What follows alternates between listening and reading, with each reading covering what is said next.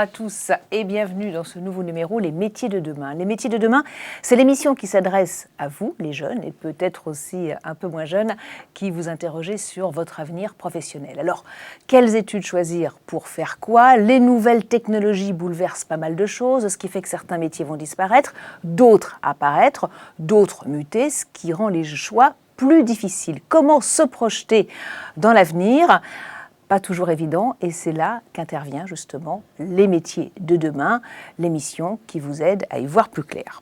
On a choisi pour cette nouvelle émission aujourd'hui de vous parler des métiers autour de l'artisanat et de l'art, ébénisterie, marqueterie, dorure, gravure ornementale, ciselure, menuiserie, décor et traitement de surface, design d'objets, difficile de tous les citer tant ils sont nombreux. Les métiers, vous l'avez compris, sont donc très variés et la frontière est très mince entre l'art et l'artisanat et les créateurs s'épanouissent. C'est ce qu'on verra entre les deux univers. On va donc en parler avec mes invités. Anne Muche, bonjour. Bonjour. Vous êtes artiste-marketeur, vous nous ferez découvrir votre métier.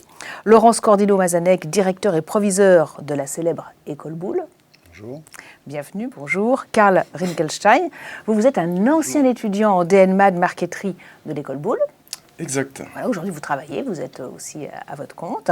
Et puis, en deuxième partie d'émission, nous recevrons Anne Théveny, directrice communication et développement, formatrice en histoire des styles à l'école La Bonne Graine, et Alexime Tarragon, étudiante en deuxième année de CAP marqueterie. Allez, c'est parti pour cette première émission. Et tout de suite, place à l'expert de demain.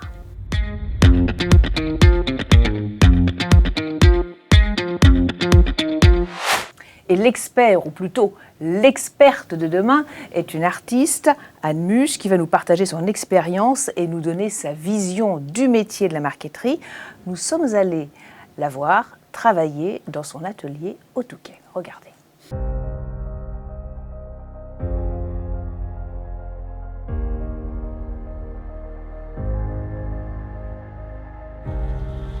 La marqueterie est rentrée dans ma vie par l'intermédiaire d'une amie qui m'a menée à faire un stage avec Georges Vries. Je découvre son travail, je pose la main sur son œuvre et là, je me dis, c'est une vraie rencontre avec le bois. C'était juste une révélation. J'ai rencontré la matière, j'ai rencontré le travail, j'ai rencontré l'assemblage. C'était absolument incroyable.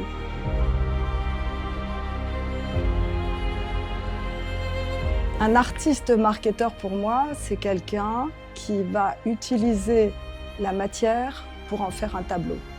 Cette matière, j'ai choisi le bois, mais les marketeurs peuvent utiliser la marqueterie de paille, la marqueterie de pierre. Le travail du bois, pour moi, c'est donner vie à la matière. Grâce à cette matière unique, à chaque fois, je fais des œuvres uniques.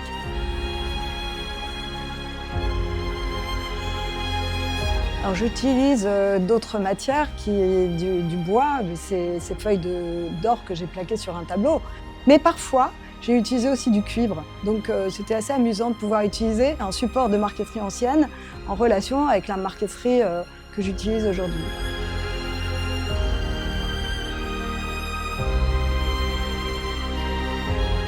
Alors, quand j'ai fait mon premier tableau, Georges suivait les cours, me donnait des cours. Et m'a demandé de l'exposer. À ma plus grande surprise, il a été vendu à contre-cœur, je dirais. Et aujourd'hui, l'acheteur, 25 ans après, m'a contacté. J'ai trouvé ça incroyable. Alors, mon langage artistique, il a été mené par la nature, l'évasion, le rêve, la tranquillité. Comme j'habite au Touquet, c'est plus simple d'avoir des inspirations par la nature dans des couchers de soleil ou dans des vues mer, vert, bleu, etc. Et à chaque fois, c'est différent. La marqueterie a sa place dans le monde de demain, déjà pour que la marqueterie perdure. C'est un savoir-faire qui est juste incroyable, unique. Et les marketeurs doivent continuer leur travail. Ils sont peut-être artisans d'art, mais ils ne savent peut-être pas qu'ils sont artistes. J'ai choisi l'option artiste parce que voilà, la matière me passionne. Je fais un travail qui m'éclate complètement, c'est-à-dire la création.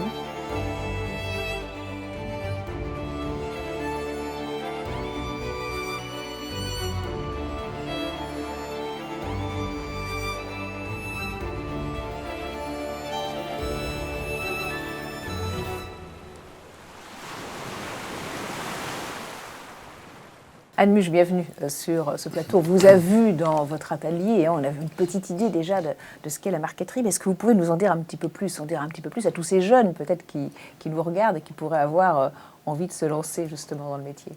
C'est vrai que c'est le but de ma présence ici aujourd'hui, c'est la transmission. Raconter mon histoire pour que les jeunes aujourd'hui aient envie de faire ce que je fais aujourd'hui et que je ferai plus demain. Donc aujourd'hui, les jeunes sont concernés par ce travail et parfois on est aussi artiste sans le savoir. Moi j'ai commencé la marqueterie sans me dire que j'allais être artiste. J'ai commencé parce que j'aimais la matière. Et en fait c'est devenu un bonheur de créer. C'est comme ça que j'en suis arrivée là. Oui, parce que même dans votre enfance, vous avez toujours été en contact avec le bois, quelque part. Alors c'est vrai que mon père a fabriqué 3 bateaux en bois. J'étais imprégnée par l'odeur, imprégnée par la matière, le toucher déjà m'attirait. Et ça s'est endormi quand j'ai retrouvé un tout petit tableau fait par une de mes amies où j'ai posé la main sur cette matière. Je me suis dit, c'est la rencontre. C'est ce jour-là que je me suis dit, c'est ce travail-là que je veux faire. Parce que vous étiez parti vers toute autre chose, des études de droit, c'est Oui. ça, hein? Et puis vous avez travaillé aussi dans le secteur médical. C'est ça. J'ai commencé par du droit. J'ai vite compris que c'était pas mon domaine. Ensuite, je suis rentrée dans la visite médicale. Je travaillais pour un laboratoire pharmaceutique très connu. Et puis, à la naissance de mon premier enfant, je me suis dit, il faut que je fasse quelque chose. Et j'ai commencé la marqueterie grâce à Georges Vries, qui m'a appris sa technique très vite. Voilà, vous racontez un petit peu cette rencontre avec Georges Vries dans le reportage. Est-ce qu'on peut en savoir un petit peu plus? Comment ça s'est fait? Comment vous l'avez rencontré? Ce qu'il vous a appris? Alors d'abord, ça a commencé par un stage qui a duré 8 jours. Et quelques jours après le début du stage, il me dit « Anne, t'es douée ?» Alors je lui dis « Oui, j'aimerais bien pouvoir venir au cours. » Mais je lui dis « Il y a 2 ans de liste d'attente, ça va être compliqué. » Et il me dit « Mais non, tu vas rentrer cette année, en septembre. » Et je lui dis « C'est le plus beau des cadeaux. » Voilà comment ça s'est fait. Oui, assez facilement, finalement. Pour moi. Je vais me tourner vers Laurence Cordillo, donc de l'école Boulle. Finalement, est-ce qu'elle a pas eu de la chance, Anne? Parce que c'est quand même des métiers, des formations qui sont hyper sélectives. En fait, Anne, elle a la chance de faire ce qu'elle a envie de faire et de s'épanouir et d'être une femme heureuse. C'est ça, sa chance. Après, je pense que vous l'avez dit, il n'y a pas d'âge pour s'engager dans une formation et s'engager dans une reconversion et une passion. Voilà. On a besoin de mettre des mots, là j'entends artiste, artisan d'art, et je dis toujours la même chose. En fait, c'est très compliqué parce que ça rassure aussi d'exprimer, de qualifier son métier. Mais moi, ce que je vois quand je regarde Anne, Karl, je vois des gens humbles, passionnés, et finalement qui ont envie de transmettre et de partager leur quotidien. Voilà. Donc la formation est essentielle, bien évidemment, mais le goût, l'envie...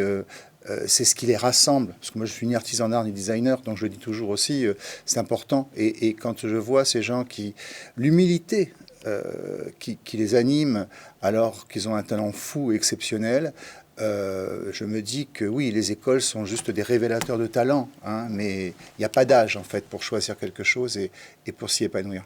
Et ça ne se termine jamais. Karl, donc vous êtes un ancien élève de l'école Boulle, représenté par Laurent Scordino. Anne parlait justement de cette rencontre avec la matière, hein, que ça avait été un petit peu le déclic. Est-ce que ça a été un peu la même chose pour vous? Alors oui, je pense un petit peu différemment parce que ça s'est fait dans le cadre de l'école. Moi, ce qui me plaisait le plus dans tout ça, c'était la création avant tout. Et alors j'avais postulé à différentes formations, toutes en lien avec la création. Le bois particulièrement, j'avais remarqué que le bois me plaisait beaucoup. Et c'est au sein de l'école Boulle, du coup, avec mon ancien professeur Jean-Yves Richard, du coup, que j'ai découvert, enfin que j'ai appris à aimer ce métier, en tout cas, voilà, complètement. Qu'est-ce qui vous plaît tant dans le bois, Anne? Ce qui me plaît tant dans le bois, c'est la veine du bois, c'est tout ce que la richesse du bois apporte. C'est la matière qui me mène à un tableau. Moi, quand je crée, j'ai besoin de la matière. Cette matière et le format de ces plaquages sont de tailles différentes. Et j'ai besoin de la matière pour me mener au tableau. Alors, autant dans la couleur que dans la veine du bois. À quoi ressemblent vos journées très concrètement? On en a aperçu dans le reportage, voilà, mais comment ça se passe? Alors, je ne dis pas tous les jours, je vais créer un tableau. D'abord, j'en ai plusieurs en route, souvent 3, parce qu'il y a le temps de collage, le temps de découpage, le temps de... Donc vous de la travaillez sur conception. plusieurs œuvres en même temps, en fait. Oui, oui, parce qu'il y a des temps de pause où je suis obligée d'attendre qu'une étape se colle pour passer à une autre. Voilà, j'en ai souvent 3 en route. C'est votre cas aussi, Karl? Oui, bah, c'est des temps incompressibles en fait. On est obligé de superposer les travaux et de fonctionner comme ça. On n'a pas vraiment le choix. Oui. Alors 3 tableaux en route. Donc, si bien que quand on a une idée dans une œuvre pour une conception de départ et qu'on arrive à une réalisation, elle peut être entrecoupée par une autre réalisation. Ça détourne un peu l'attention pour ce qui me concerne dans la création, mais j'ai besoin de temps de pause pour me remettre dans l'œuvre et de la continuer. Et elle ne sort que quand elle est à l'image de ce que j'avais conçu au départ. Quelles sont les étapes très concrètes de la création d'une pièce? Alors, d'une œuvre? les étapes, c'est déjà le choix du plaquage qui me mène au format. Ensuite, l'assemblage. Et puis, la technique qui est quand même tout à fait élaborée en matière de marqueterie. Pour moi, c'est l'excellence, c'est vrai. Et je dois dire que ce plaquage me mène à être superposé plusieurs fois dans ma technique. Et puis, j'aboutis à un résultat, mais qui prend du temps. Vous voulez rajouter quelque chose, parce Laurent? que Oui, je trouve que c'est intéressant ce que dit Anne et par rapport en comparaison avec la manière dont mais Karl, je parle sous votre contrôle, dont on travaille à l'école, c'est-à-dire que vous dites effectivement que le bois va vous amener vers la réalisation. Et en fait, nous, aujourd'hui, ce qu'on dit, c'est qu'on forme des concepteurs créateurs et que parfois, le bois vient finalement servir le projet de création. Voilà. Donc c'est intéressant parce que cette excellence, elle peut aussi être le résultat de 2 approches. Et ce qui est pour moi essentiel, c'est qu'on parle beaucoup, vous avez parlé en 5 minutes, là, on a parlé au moins 5 ou 6 fois de la matière. Et il me semble que dans les métiers d'art, et encore plus dans la marqueterie, la sensualité est essentielle. On a envie de toucher, on a envie de sentir, on a envie de regarder le relief, etc. Et ça, quand on parle de matière, finalement, on parle de sensualité. Hein. Mais ça anime les sens. Le toucher, l'odorat, la vue, tout ça, c'est des sensations que les gens ont quand ils voient un de mes tableaux. Immédiatement, ils ont envie de toucher. Et je leur dis toujours, allez-y, oui. Prenez le temps de toucher. Parce que ça, c'est interdit dans une exposition d'art. On ne touche jamais une œuvre. Mais moi... les gens sont attirés par la matière, c'est la vue déjà, puis le toucher qui anime les sens. Bon, l'odorat, ils sentent rien, hein, parce que forcément, ça passe à côté, mais oui. Alors, où est-ce que vous puisez l'inspiration? Alors, la matière aussi, c'est une source d'inspiration, mais vous la puisez aussi ailleurs, l'inspiration. Vous vivez au Touquet, donc dans la nature, peut-être? Ah oui. Je ne sais pas, non? Tout ce que je voudrais... passer comme message, c'est l'évasion, le rêve, la tranquillité, la sérénité, tout ça dans la couleur. Ça peut être des couleurs vives et qui montrent quand même une certaine sérénité. En fait, je veux montrer qu'on peut rêver. Dans un tableau, on peut faire rêver. Et quand on rentre dedans et qu'on interprète un tableau pas du tout de la façon dont j'ai voulu qu'on le comprenne, eh bien, l'interprétation de chacun est importante. Voilà, la pareidolie, c'est un nouveau mot qu'une musicienne m'a apporté, c'était il y a à peu près 15 jours lors de ma dernière exposition. C'est en fait regarder un ciel et en voir ce qu'on a envie d'y voir. C'est-à-dire qu'on peut voir les nuages, on voit que ça bouge, chacun va interpréter ça d'une façon. Et dans la musique, la relation entre la musique et l'art, c'est on écoute une musique qui est quand même factuelle, on écoute une musique, mais elle est interprétée de façon différente. Et dans mes tableaux, on regarde un tableau et on rentre dans un tableau et on peut en voir, faire rêver. On fait rêver, on fait rêver. Faire rêver, vous l'avez dit tout à l'heure, ça nécessite aussi de faire des études, de se former. Alors, comment se former à ces métiers de l'artisanat et de l'artisanat d'art? Quel cursus, quel diplôme? C'est notre séquence, l'école de demain.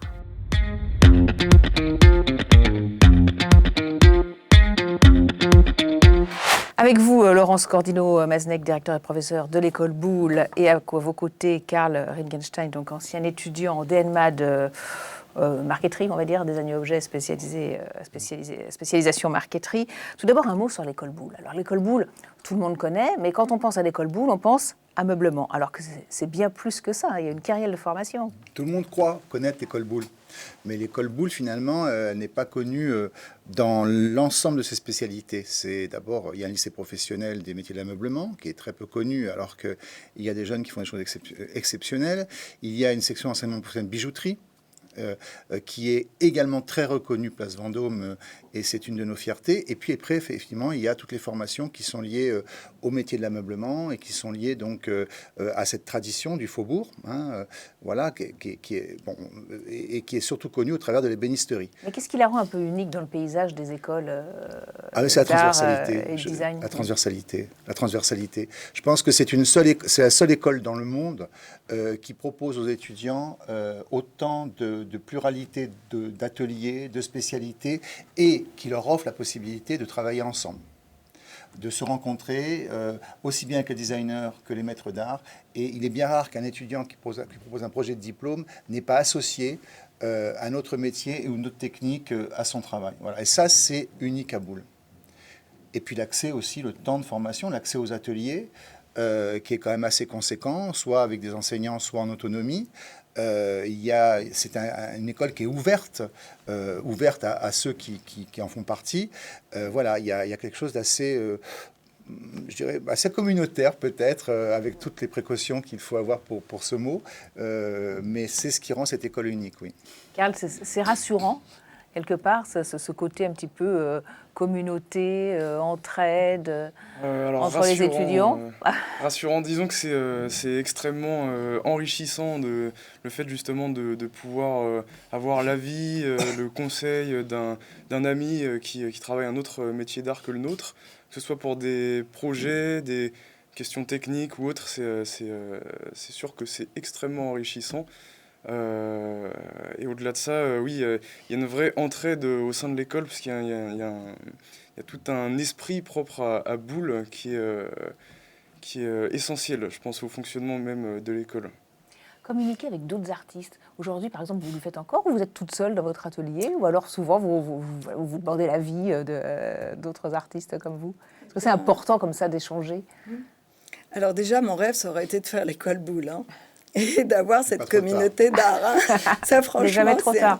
Ça aurait été un rêve. Voilà, et la communauté de différentes activités, forcément, crée une richesse qui aboutit à des projets extraordinaires. Ça, moi, je pense... voilà, moi, j'ai choisi un domaine de l'art sur support qui ressemble à un tableau. Et c'est vrai que ma façon de m'exprimer passe par là, parce que je suis plus artiste qu'artisan d'art, peut-être. Ou j'aurais adoré être artisan d'art, mais je ne suis pas allée à l'école Boulle.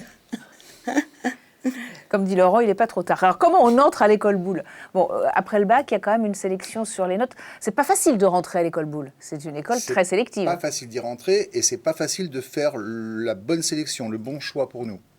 Parce que, bon, surtout pour les métiers de la marqueterie, c'est post-bac, c'est Parcoursup, et sur l'ensemble des formations, donc on a 17 parcours, sur l'ensemble des 17 parcours, on reçoit entre 14 et 16 000 demandes pour 150 places. Voilà. Donc, c'est extrêmement... et on étudie tous les dossiers. Je tiens à le dire quand même. Tous les dossiers sont étudiés. Donc, ce sont les notes, d'abord. La lettre de motivation. Peut-être qu'il va falloir que Parcoursup revoie ses critères, parce qu'avec l'IA, peut-être qu'il y aura moins de sincérité dans les lettres de motivation. Mais ce qui nous intéresse aussi, c'est qu'un jeune se projette dans un métier, et se projette en fait au travers d'un matériau auquel il a envie d'être formé. Voilà, c'est très important. C'est comment il ressent le matériau, pourquoi il y a un attachement, une envie. Et effectivement, nous, les formations telles qu'on les conduit, puisque je rappelle comme ce sont des diplômes d'éducation nationale et que c'est une école publique et gratuite, voilà, dont les murs appartiennent à la ville de Paris. Je crois que c'est bien de redire que c'est public et gratuit. Et dont les diplômes sont reconnus par l'éducation nationale, voilà, valant grade licence, valant grade master désormais. Donc tout ça, ça garantit quand même une certaine légitimité, puis surtout une qualité de formation et de débouché. Et juste, je voudrais juste dire quelque chose, que c'est très intéressant l'échange qu'on peut avoir aujourd'hui, parce que nous, ce qu'on demande aux jeunes dans leur projet de diplôme, c'est d'abord qu'il y ait de la recherche, c'est-à-dire qu'on leur demande d'expérimenter des choses, de travailler sur le matériau ou la technique. Hein, c'est pour ça aussi qu'on développe d'autres techniques de marqueterie. Ils travaillent sur des projets réels, les étudiants. Pardon. Ils travaillent sur des projets réels, les étudiants. Ah oui, oui. Enfin, des projets réels comme celui que Karl a pu produire, oui, tout à fait. C'est-à-dire qu'on va jusqu'à un prototypage, ou en tout cas une première œuvre assez aboutie, hein, vraiment. Mais ce qui est intéressant, c'est effectivement, en écoutant Anne et en comparant son propos à la manière dont nous, on souhaite former, c'est que nous, on essaie en fait de contextualiser la technique. Voilà, comme Boulle le faisait avec ses meubles d'ailleurs. Hein. Vous dites que vous êtes artiste, que vous créez un tableau, et moi, je n'ai absolument pas de jugement de valeur à porter là-dessus, parce que la technique, c'est la même, et c'est la maîtrise de la technique qui est sublime. Mais c'est vrai que le jeune, quand il sort de l'école, parce qu'ils sont encore jeunes, quand ils sortent de l'école, ben, il choisira soit d'être artiste, soit d'être marketeur, pour de l'ornement ou de la décoration. Voilà, donc il y a plusieurs perspectives. La parole à Karl, pour nous expliquer aussi pourquoi vous avez décidé de faire l'école Boulle, ce que vous avez fait avant, puisque vous aviez fait un lycée agricole, etc. Et puis pourquoi la marqueterie, justement. Ah oui, pourquoi la marqueterie? Alors, si je peux me permettre de rebondir juste sur ce qui se disait, il y a une réalité professionnelle aussi qui est que je pense que beaucoup aimeraient aussi vivre de leur art à proprement parler, qu'ils aient une formation artisanale, professionnelle, etc. Mais il faut aussi pouvoir, il faut que ça fonctionne aussi. Donc, on va être amené à travailler chez des artisans en tant que salarié, etc. Chacun va se faire des parcours post-études assez différents qui vont pas forcément déboucher sur les mêmes choses à la fin aussi. Moi, c'était la petite chose que je voulais préciser. Et sinon, alors j'ai fait un lycée agricole, du coup, parce que j'étais passionné aussi par le monde du végétal. Et je savais qu'en faisant ce lycée agricole, je pourrais ensuite quand même postuler auprès des écoles d'art. Donc, je me suis dit que ce serait intéressant d'avoir la vision plus biologique avant de travailler la matière comme un artisan d'art. Quels sont les cours que vous aviez, justement, ce que vous avez aimé particulièrement? Alors, bon, mon cours préféré, c'était celui de marqueterie, forcément. On a des cours de design, de conception, de modélisation 3D, d'économie, gestion, de physique-chimie, d'anglais. On a beaucoup de cours annexes aussi, d'humanité, exactement. Alors ça, c'est important. Vous insistez beaucoup sur la pédagogie en disant qu'il faut aussi que l'artiste ou l'artisan, il ait une grande culture générale. Ah oui. Alors, culture pour générale. Pouvoir savoir un petit peu appréhender le monde de demain, quelque part. Hein. Il faut surtout qu'il ait une culture tout court. Je ne sais pas si ça doit être général, mais en tout cas, dans ces métiers, je pense qu'il est essentiel de connaître l'histoire du métier, l'histoire de la technique, de connaître, d'avoir des références, de connaître l'histoire des styles, de connaître l'histoire de l'art, parce que voilà, soit on fait de la restauration, soit on va faire de la création. Le plagiat, parce qu'on peut, avec l'image aujourd'hui, on peut être vite inspiré en pensant qu'on a une idée géniale, alors que l'idée, on l'a juste, l'œil l'a juste retenue en feuilletant un magazine ou autre. Donc la culture, pour moi, vraiment, hein, je pense que s'il y a vraiment un sujet sur lequel, qui est essentiel pour moi, c'est la culture, parce que la culture éveille la curiosité. Alors, c'est vrai que les cours d'humanité dont la philo aide à s'approprier une certaine déconnaissance et à s'ouvrir, hein. Mais il faut aussi, et ça je le dis souvent, il faut aussi encourager les jeunes à être mobiles, à rencontrer des professionnels, à rencontrer des gens qui savent, et ne pas se contenter de l'ordinateur pour faire du sourcing ou pour aller chercher ce qui existe. Et puis d'où les stages aussi, ça c'est important. Alors, on accorde beaucoup d'importance aux périodes de stage en entreprise. Et d'ailleurs, il y a une évolution des diplômes qui permet aussi maintenant sur le Valence Grade Master de multiplier encore ces temps en entreprise. Puis moi, je crois sincèrement qu'il faut absolument que l'éducationnel développe le temps d'alternance, c'est-à-dire qu'il y ait un socle en établissement scolaire, et que la troisième année, par exemple, on puisse organiser l'enseignement, et on s'y emploie, on le fait avec la Monnaie de Paris, par exemple, on s'y emploie de manière à ce que le jeune soit vraiment dans l'entreprise et confronté à l'entreprise, au monde de l'entreprise. Carl, vous avez des stages, de l'alternance, c'était des stages? Oui, des stages du coup, Ouais. et c'est vrai que c'est intéressant de... Alors après, tout dépend comment on organise ces stages. On peut choisir de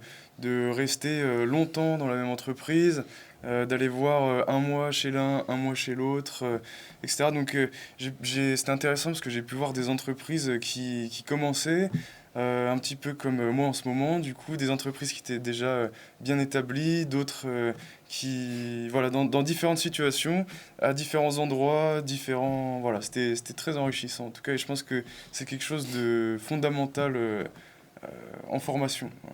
Alors on le disait en début d'émission, hein, les nouvelles technologies, l'intelligence artificielle viennent pas mal perturber les choses, changer les choses. Donc comment identifier les métiers de demain et comment est-ce que vous faites évoluer les formations? Alors, il paraît que l'intelligence artificielle, finalement, n'entravera pas beaucoup la transmission du geste et que pour l'instant, en tout cas, elle n'a pas remplacé le savoir-faire.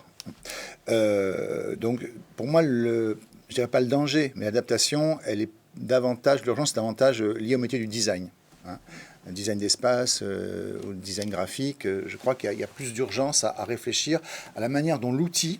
D'ailleurs, Laurence Salmon en parle très très bien, hein, ce qui est une historienne de l'art, en parle très très bien. L'outil, donc c'est un outil, l'intelligence artificielle.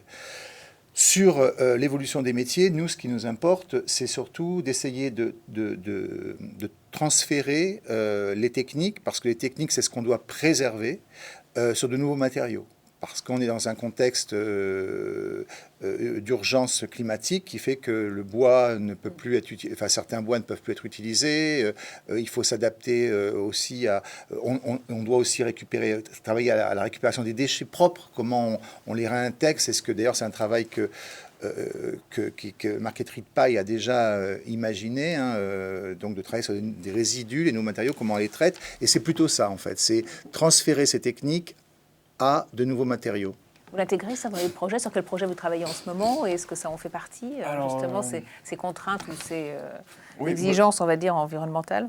Oui, c'est des questions qui sont très importantes aujourd'hui, donc on est obligé d'y réfléchir. C'est des choses qu'on anticipe en amont, même lors de la conception du coup, des différents projets. Et pour ce qui est de l'IA aussi, comme disait Laurent, c'est un outil en fait qu'il faut apprendre à utiliser, mais dans le cadre de nos métiers, il faut, voilà, en fait, la question c'est surtout comment le faire intelligemment. En tout cas, je ne pense pas que ça viendra remplacer nos métiers. Mais vous réalisez en ce moment des objets d'art en marqueterie connectée. Hein, donc alors, qu'est-ce que c'est que des objets alors l'idée c'est d'intégrer des technologies donc, à des objets d'intérieur, dans l'optique de rendre ces objets un petit peu plus vivants, donc en mouvement par exemple, ou sous la forme de luminaires ou autre, et jouer un petit peu entre l'interaction que va avoir l'utilisateur avec son objet. Du coup, histoire d'avoir un objet un petit peu plus vivant, un petit peu plus intégré au sein du foyer ou de l'espace en tout cas. Oui, ça vous fait réagir. C'est vrai qu'on a souvent vu de la marqueterie sur meubles, on a vu sur les objets, tout le monde connaît la marqueterie de ce genre. Sur tableau, c'est quand même un peu moins courant. Mais des objets connectés, j'imaginais l'autre jour en y pensant que pourquoi pas des consoles avec un visuel de tableau, pourquoi pas, hein, qui fasse en fait un objet connecté et qui soit une console musicale, pourquoi pas. Mais bon, ça ferait un tableau utilitaire. Moi, pour l'instant, je fais des tableaux d'art, pour l'instant. Voilà, mais tout est possible. Mais tout est possible. Quelques minutes. Quel métier après l'école Boulle? Est-ce qu'on peut poursuivre ses études? Voilà. Et puis, il y a des structures aussi qui accompagnent les jeunes pour leur sortie. Là, déjà, ce qui est important de dire, je suis désolé d'être un petit peu dans le cadre, rester dans le cadre un peu institutionnel, mais il y a un master, là, depuis la rentrée 2025, le poste d'ENMAT, donc le poste diplôme qu'a obtenu Carl. On propose maintenant donc un Valengramde Master, et dans ce Valengramde Master, et là aussi ce qui est unique en France, c'est que ce sont plutôt des masters design, mais dans ces masters design, on a intégré 5 entrées matériaux, de manière à ce que les jeunes qui vont être des chefs de projet puissent avoir une sensibilisation donc aux matériaux, comme on en parlait tout à l'heure en début d'échange, hein, plus que à la technique, parce qu'on ne va pas en faire on va pas faire en master des artisans d'art. Mais l'idée, c'est que en tout cas, ces gens-là puissent parler avec les artisans d'art, parce que c'est important, parce qu'ils auront compris comment travaille un artisan d'art, et ils auront surtout compris le temps qui est nécessaire à la réalisation. Ça, c'est vraiment, je pense que cette notion de temps, cette notion de savoir-faire, cette notion, comme vous le disiez, là, on laisse poser, on fait autre chose entre-temps, c'est quelque chose qu'on doit apprendre et expliquer aux designers qui, parfois, eux, ont des contraintes budgétaires et il faut aller vite. Donc, les poursuites d'études, moi, je pense que, mais ça, Anne, vous répondrez mieux que moi sûrement. Moi, je pense qu'il faut une vie pour finalement être accompli, non? Donc, enfin bon, on peut faire, vos diplômes, ils vont du CAP jusqu'au bac plus 5. Si pas dans tous les métiers d'art. Pas dans tous les métiers d'art, mais bon. Oui, l'offre de formation, c'est ça, voilà, mais pas dans tous les métiers d'art. Peut-être dernière question. Oui, peut-être oui, Anne, et puis après Karl, oui. Je répondais à Laurent, c'est une vie pour créer. Oui, c'est sûr qu'au début de ma carrière, je ne faisais pas ce que je fais aujourd'hui. Et tout évolue, mais comme tous les artistes, en fait. Ils commencent par quelque chose, on commence par apprendre la technique, puis on commence à évoluer dans le style, puis on trouve sa voix, et puis on arrive à... Alors je ne sais pas, certainement pas à la fin, parce que je pense qu'on est au balbutiement de l'art en marqueterie. Je pense qu'on n'est qu'au début. Moi, j'ajoute des poussières qui font bouger les veines du bois, j'ajoute... des pigments, j'ai vu. Des feuilles d'or. Enfin, c'est nouveau tout ça. Mais je pense qu'on n'est qu'au début de tout ça. Mais est-ce qu'on peut continuer de se former à l'école Boulle? Ah oui, à l'école Boulle, il y a effectivement, c'est pour ça que je disais, c'est pas trop tard, parce qu'il y a la formation, ce qu'on appelle initiale, donc, qui est représentée par le parcours de Karl, et puis il y a la formation continue grâce au Greta Design et Métiers d'Art. Oui, donc le Greta propose aux adultes donc, des formations et même des perfectionnements. Donc bien sûr, heureusement, c'est bien. On peut mettre à jour ses connaissances. Et vous pensez, Karl, qu'il va falloir mettre peut-être vos connaissances à jour toute la vie? Comment est-ce que vous voyez votre futur professionnel? Vous voyez faire un métier, plusieurs métiers disons que déjà, c'est des métiers... en fait, tout dépend comment on s'organise à son échelle. En fait, déjà, je pense que je partirais plus sur quelque chose d'un petit peu... un petit peu plus design dans le sens où je vais répondre à des cahiers des charges, appels d'offres et compagnie, pour des objets un petit peu plus utiles, du coup, de l'ameublement, etc.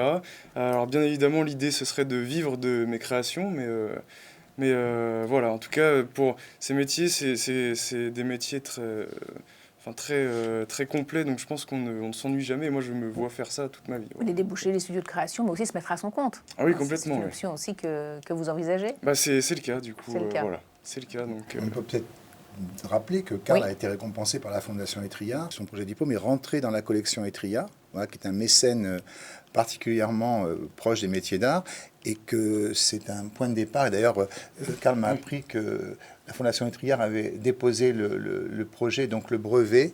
Voilà, on a, quand vous dites comment, on a énormément de gens qui nous accompagnent, qui nous aident et qui protègent la création et les jeunes. Voilà, c'est pour ça que je parlais tout à l'heure des structures accompagnantes. Les ateliers de Paris, voilà, par exemple, l'atelier de Paris, c'est essentiel. Il s'appelle maintenant le BDMA, je crois.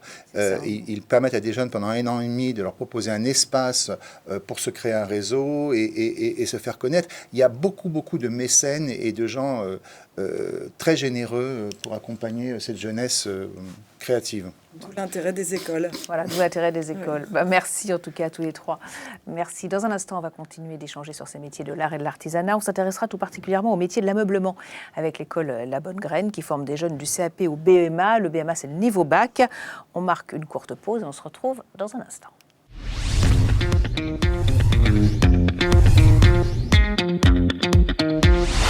Et nous nous retrouvons donc pour cette deuxième partie de cette émission, les métiers de demain. Une nouvelle émission pour vous faire découvrir donc les métiers qui sont en pleine mutation, ces métiers qui bougent dans le domaine de l'art et de l'artisanat. Anne Muche, artiste marketeur, vous êtes toujours avec nous. Et nous accueillons Anne Théveny, directrice communication et développement, formatrice en histoire de l'art, des styles aussi, à l'école La Bonne Graine. Et vous êtes accompagnée d'Alexime Tarragon. Bienvenue Alexime, étudiante en 2e année de CAP marqueterie. C'est donc tout de suite notre chronique, l'école de demain.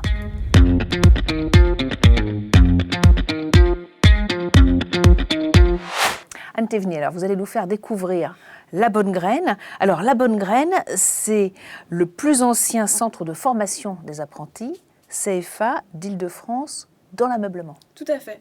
Donc on est une école d'ameublement basée à Paris avec un système d'alternance. On a été créé en 1866 à l'initiative des artisans eux-mêmes. Donc c'est un conseil professionnel qui nous dirige toujours aujourd'hui et on est un CFA associatif reconnu association d'utilité publique depuis 1928.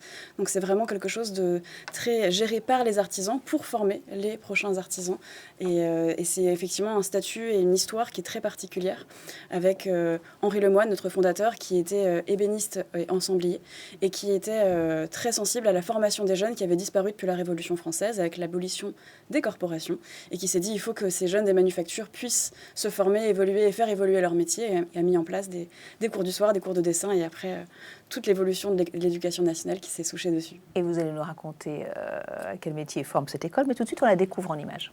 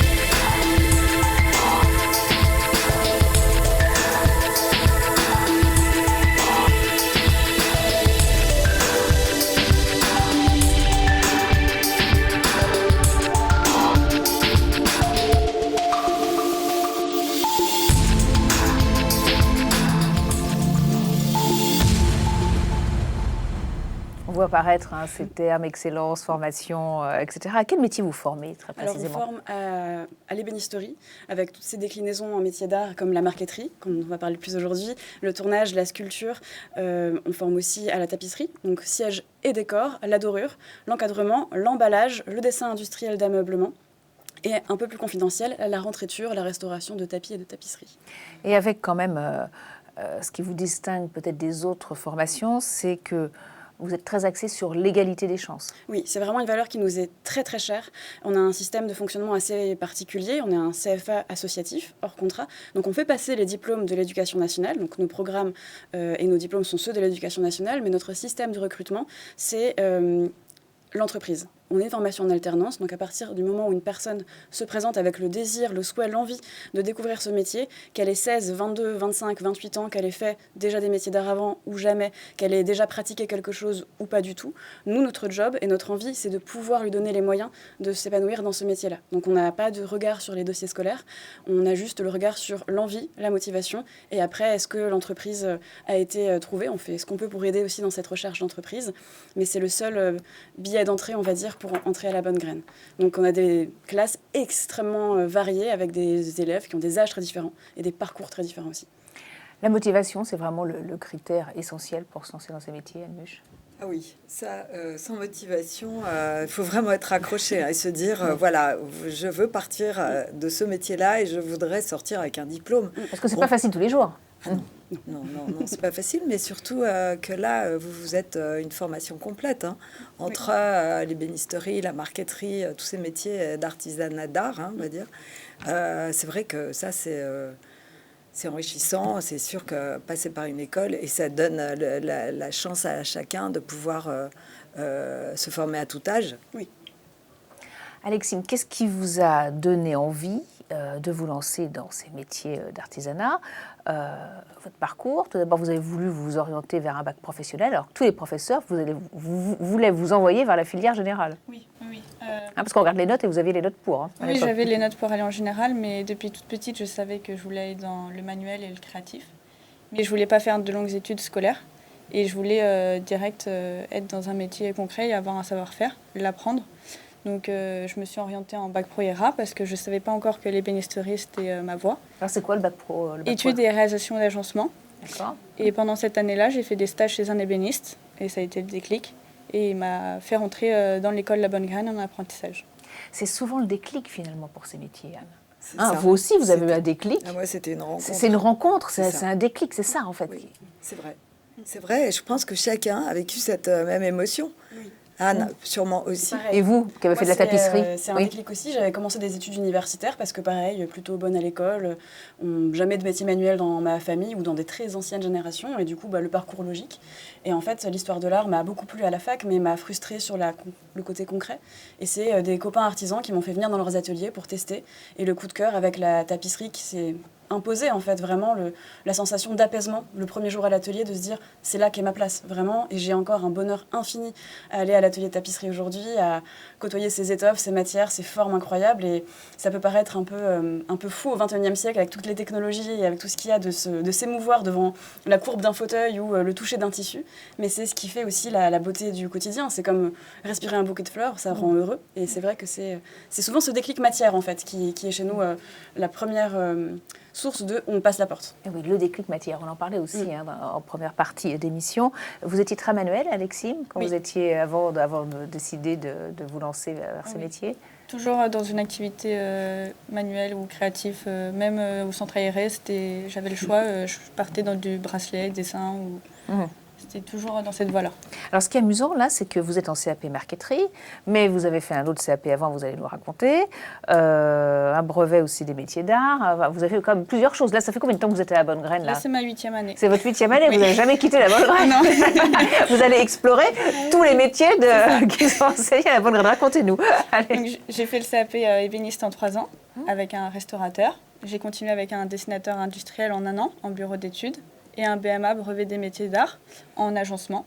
Et après, j'ai enchaîné avec le CAP marqueterie. Bon, et après, vous vous mettez à travailler ou... Oui, après, j'arrête. Voilà. Et pourquoi, justement, après la marqueterie, après tout ce parcours, quand même? Parce que vous pouviez largement travailler. Oui. Depuis tout mon parcours d'ébénisterie, j'ai toujours une sensibilité plus sur le plaquage et les choses minutieuses. Et pendant le BMA, il fallait faire un projet avec un échantillon où j'ai fait de la marqueterie. Donc j'ai contacté Perrine, qui est la fondatrice de l'atelier Les Enfants Terribles, où j'ai fait mon échantillon et j'ai découvert son univers, sa façon de travailler. Et c'était exactement ce que je voulais faire et ce que je recherchais. Donc j'ai poursuivi dans un CAP marqueterie. Ça vous parle, Anouche? Oui. Ben oui, c'est vrai que quand on retrouve toute cette richesse de formation et on se dit 8 ans pour arriver à enfin le résultat un aboutissement. Vous allez bientôt vous lancer, c'est magnifique, c'est sûr. Mais tout le parcours qu'Alexime a fait avant de faire cette spécialisation en marqueterie, est-ce que ça va lui servir en tant que... Mais moi, je pense que ça sert toujours. Ça peut. Moi, j'aurais rêvé, je vous ai dit, de faire une école. Je ne suis pas passée par là parce que j'aurais gagné du temps. Oui, pour c'est tout. un peu tard, quoi. Enfin, j'aurais gagné du temps. C'est-à-dire que, bon, après, j'avais plus le temps de faire... de faire autre chose que de créer à ce moment-là. Mais prendre le temps de faire des écoles et compléter sa formation pour arriver à l'excellence, franchement, je vous dis bravo. Merci. C'est bien. Est-ce qu'il faut être nécessairement manuel pour faire ces métiers? Quelles sont les qualités requises? Parce que c'est vrai que d'où viennent les jeunes? Alors on l'a dit, d'univers très variés. Vous les sélectionnez sur la motivation, sur quel autre critère? Et puis, voilà, est-ce qu'il faut vraiment être manuel? Est-ce que quelqu'un qui n'est pas manuel, vous allez l'écarter d'emblée ou pas? Alors, c'est un peu le truc qu'on se dit, et je pense que c'est l'image qu'ont beaucoup de parents, qu'ont beaucoup de jeunes qui ne savent pas trop et qui sont attirés par des choses un peu abstraites encore pour eux. Je suis la preuve qu'on n'a pas besoin d'être manuel. Je n'étais pas manuelle, mes parents m'ont répété toute mon enfance que j'étais une catastrophe de maladresse, et j'ai appris à être manuelle.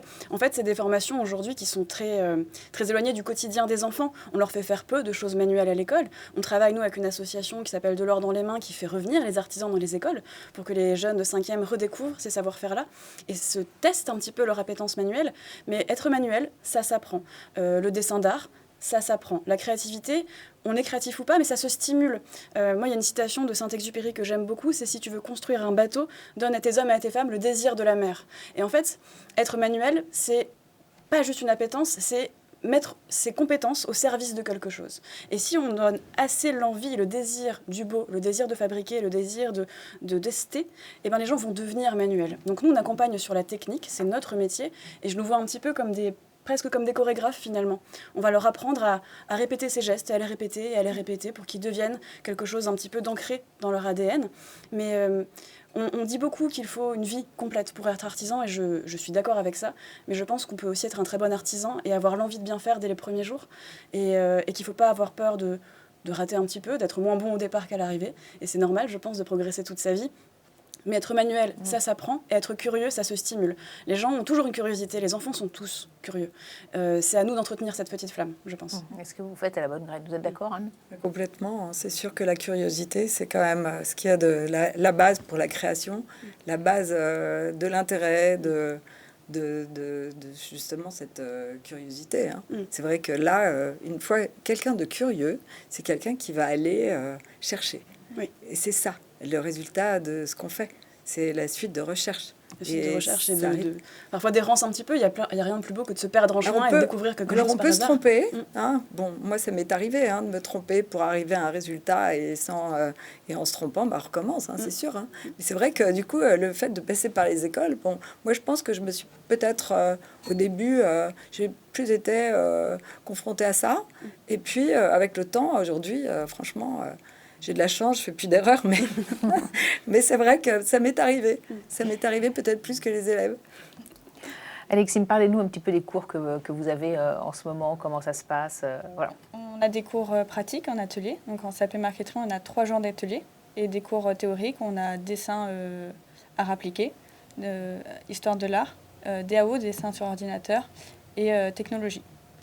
Et on fait le lien de ces cours théoriques en atelier. Par exemple, en art appliqué, on peut créer un motif, le dessiner, et on va pouvoir le faire en atelier tout de suite et le voir prendre vie à l'atelier.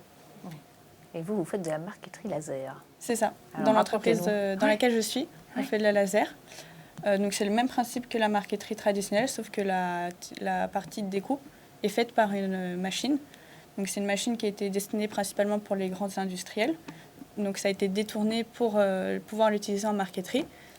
Et c'est un jeu de miroir avec un laser qui découpe les pièces. Mais c'est quelque chose qui est enseigné à l'école ou pas? Ou il faut vraiment que Alexis a pu découvrir à la faveur d'un stage? Plutôt abordé en technologie, mais qu'on n'est pas équipé là-dessus à l'école. Et c'est pas forcément notre projet, pour le coup. L'idée, c'est plutôt de justement leur apprendre à la technique traditionnelle et un peu la base du métier, le socle, et de se baser sur l'alternance et cette richesse des entreprises. Voilà, d'où l'intérêt de l'alternance. C'est sûr la marqueterie laser, là, le logo, en fait, c'est vrai que les logos sont découpés au laser, tous ces logos professionnels. Et au départ, début de mon activité, j'ai travaillé pour Morgan, pour Rolls, pour Riva. En fait, j'avais monté le logo qui personnalisait les voitures et les bateaux de luxe, dont l'intérieur était en bois. Et donc, en fait, je faisais un monogramme de la personne à qui appartenait la voiture ou le bateau, et je prenais le logo de la marque. Donc, et je me suis aperçue en allant chez Rolls que le logo était découpé au laser, évidemment. C'est impossible d'avoir une perfection pareille à la main. C'est là où c'est intéressant, c'est qu'effectivement, le chemin de pensée, qu'on utilise une découpe laser ou qu'on utilise une scie traditionnelle, sera le même. Donc nous, ce qu'on veut faire apprendre, c'est plutôt le chemin de pensée. Et ça peut faire très peur, la découpe laser, ou ça peut faire très peur l'IA, toutes ces choses-là. Mais c'est des outils en plus, en fait.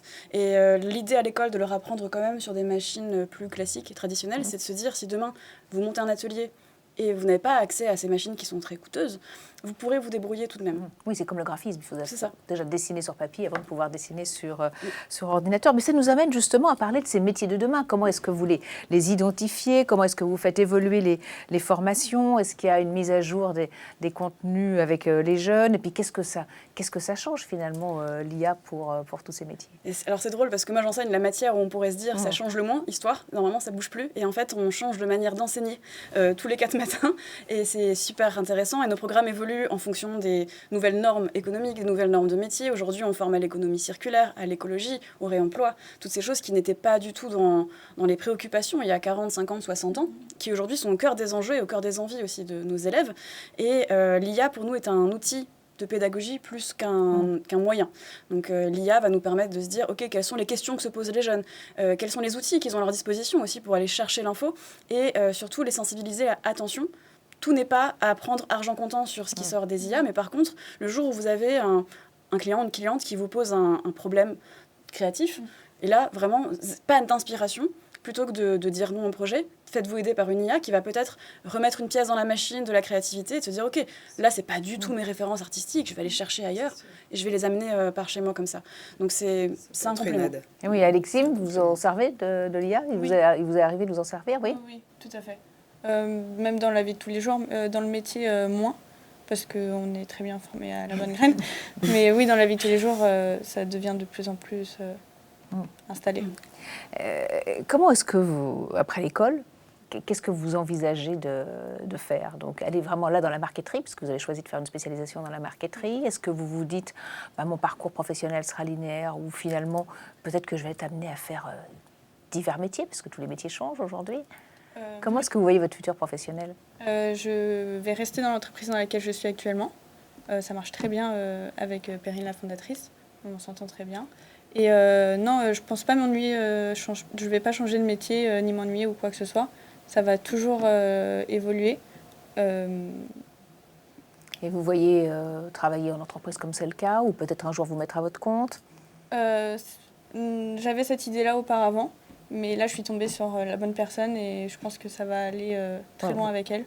Donc rester dans cette entreprise. Oui, donc un avenir pour le moment serein. Le secteur de l'ameublement, c'est un secteur porteur pour les jeunes aujourd'hui. Oui, oui, tout à fait. C'est vrai. Quel métier justement après l'école, après l'école, il y a quand même. Nous, on est très heureux de voir que le système d'alternance fonctionne parce qu'on a un taux d'insertion professionnelle qui est entre 85 et 95%, ce qui est énorme. Il y a évidemment des poursuites d'études possibles, que ce soit dans des écoles de design, des écoles de graphisme, des niveaux supérieurs comme on a pu le voir à Boulle.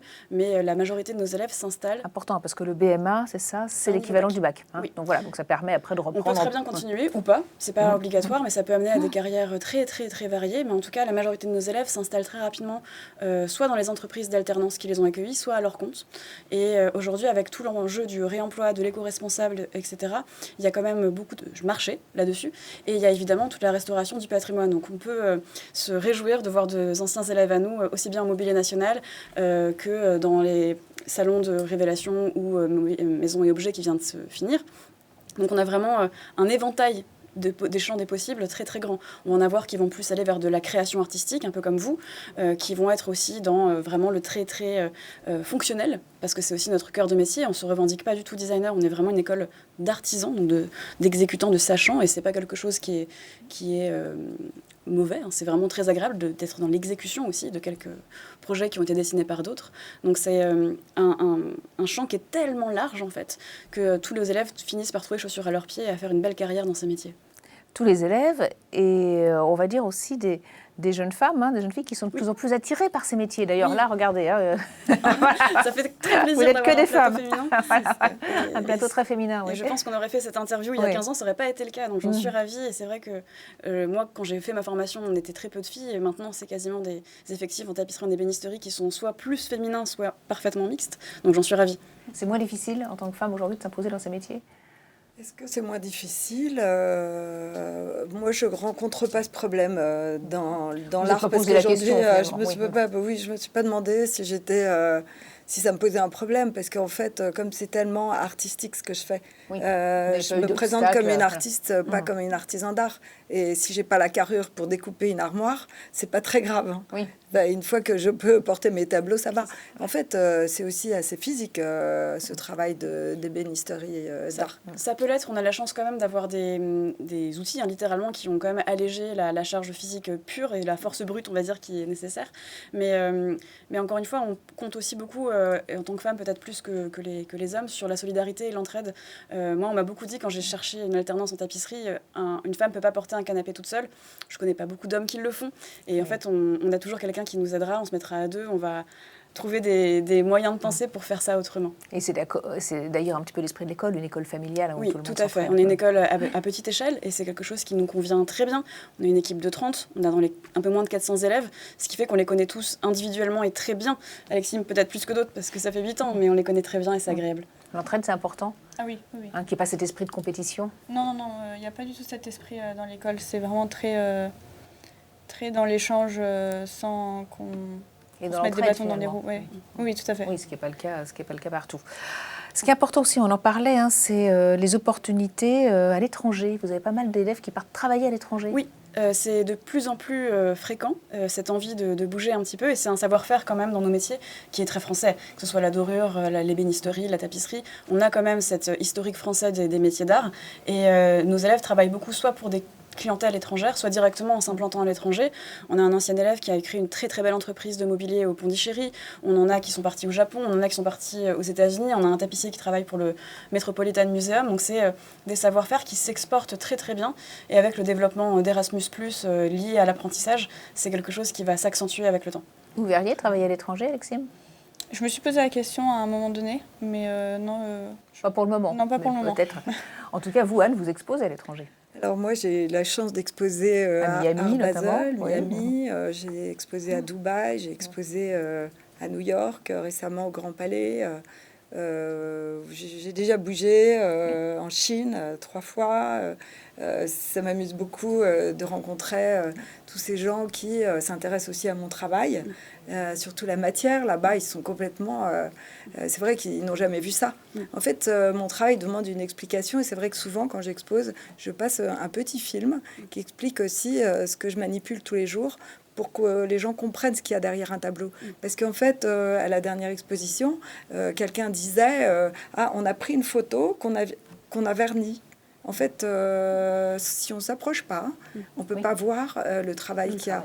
Donc ça demande une explication parce que c'est tellement pas connu de faire des œuvres d'art avec des plaquages de bois que cette explication, elle est indispensable quand je présente mon travail. Très vite, pour une idée des salaires à la sortie. Alors, c'est pas pour beauté en touche, mais c'est très variable. Oui. On va partir sur un peu plus que le salaire qui était en alternance. En général, un SMIC un tout petit peu plus quand on débute. Mais ça dépend vraiment de... Et l'affinité avec l'entreprise et les capacités financières de l'entreprise d'accueil, de où est-ce qu'elle est implantée, si c'est Paris-Île-de-France ou si c'est à la campagne, et de l'expérience après. Mais nos élèves, comme ils sont tous en alternance, ils ont déjà une grosse expérience professionnelle, ils ont au moins 2-3 ans d'expérience pro. Donc les salaires peuvent augmenter assez rapidement, mais ça reste un démarrage avec un SMIC un petit peu plus. Allez, une toute dernière question, puisqu'on arrive à la fin de cette émission. Voilà. Quel conseil donner aux jeunes qui souhaiteraient se lancer dans ce métier ? Très vite. Alors, très vite, moi, je suis là pour la transmission, que si ceux qui connaissent le travail de la marqueterie puissent être artistes aussi, ils le savent peut-être pas tout de suite, ils l'apprendront peut-être avec le temps, et ça me ferait plaisir que ce travail soit transmis aujourd'hui. Alexime ? De ne pas hésiter. Que si on a le sentiment que c'est cette voie, qu'il faut y aller, aller visiter les ateliers, discuter avec les artisans, ça va ouvrir des portes et faut pas hésiter, même si on est un peu plus âgé que quoi que, de la norme. Oui. Anne. Poser des questions. On sera là pour y répondre et on est là pour connecter les gens entre eux. Donc posez un maximum de questions, soyez curieux, curieuses. Il n'y a que comme ça que vous avancerez. Puis vous dites que ces métiers d'art sont vecteurs de bonheur quand même. Oui, on est tellement heureux en faisant ces métiers. Moi, si j'avais su en franchissant la porte du CFA voilà, il y a 10 ans que j'y resterais et que je serais si heureuse, je le souhaite à tout le monde. Un message aux parents qui souvent s'inquiètent de voir leurs enfants s'orienter vers des métiers artistiques. Oui, je comprends cette inquiétude. Elle est encore malheureusement très ancrée dans les orientations scolaires, la peur de l'artisanat et du manque de diplôme aussi qui pourrait éviter le... Enfin, on a peur d'un parachute pour ces enfants et c'est normal. Venez nous parler, venez nous poser des questions, venez voir comment nos élèves sont heureux, comment ils ont envie de transmettre aussi tout ce qu'ils ont découvert. Il n'y a que comme ça et je pense que le jour où ils verront leur enfant avec des étoiles dans les yeux en train de visiter les ateliers, l'inquiétude s'évanouira très très vite. Pour avoir rencontré les parents d'Alexime d'ailleurs, ils sont tellement heureux de la voir heureuse et intégrée dans ce métier que ça vaut toutes les inquiétudes du monde de venir nous poser des questions. Merci Anne, merci Alexime, merci Anne donc d'être venue nous parler de ces très très beaux métiers. Merci pour vos témoignages, vos expertises aussi. Merci à vous tous qui nous avez suivis. J'espère que cette émission vous aura aidé à y voir plus clair sur ces très beaux métiers d'art. Et on le répète quand même, des métiers qui sont vraiment, j'aime bien votre formule, vecteur de bonheur. Vous pouvez nous retrouver bien sûr sur Demain TV, MCE, ma chaîne étudiante, les réseaux sociaux et bien sûr notre chaîne YouTube Job Talk TV. À très vite.